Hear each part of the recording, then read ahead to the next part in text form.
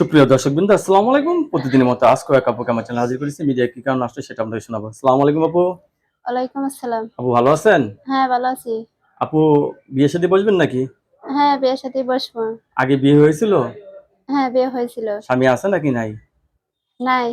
আচ্ছা, তাহলে এখন সিঙ্গেল। ছেলে মেয়ে আছে আপনার? হ্যাঁ, একটা ছেলে আছে। একটা ছেলে আছে। কি কাজ করেন আপনি? কোনো কাজ করি না বর্তমানে। একটা টেলার্সের দোকানে কাজ করতাম। এখন কোনো বর্তমানে ও, কাজ করি না। টেইলার্সের কাজ জানেন আপনি? হ্যাঁ, সেলাই মেশিন নাই? না। কেউ যদি ভালোবাসে একটা সেলাই মেশিন দেয়, যদি সেলাই মেশিন দেয় তাহলে উপকার হয় না? নেবো। হ্যাঁ, উপকার হয়। তাহলে বাবার বাড়িতে থাকেন নাকি নিজের বাড়ি ঘর আছে?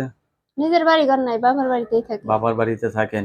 দর্শক, এই আপুর কথাগুলো শুনলেন। আপু কিন্তু অত্যন্ত সরল সোজা মানুষ। আপুর জীবন সঙ্গী চাচ্ছে। আগের স্বামীর সাথে ডিভোর্স হয়ে গেছে না? হ্যাঁ, ডিভোর্স হয়ে গেছে। এখন আপু একাই থাকে। তো ছেলে যে বয়সের হোক, আপুর কোনো সমস্যা নেই। আপু অনেক আপনার সাথে কথা বলবে, কারোর সাথে খারাপ ব্যবহার করবেন না। ঠিক আছে? আচ্ছা, ওকে।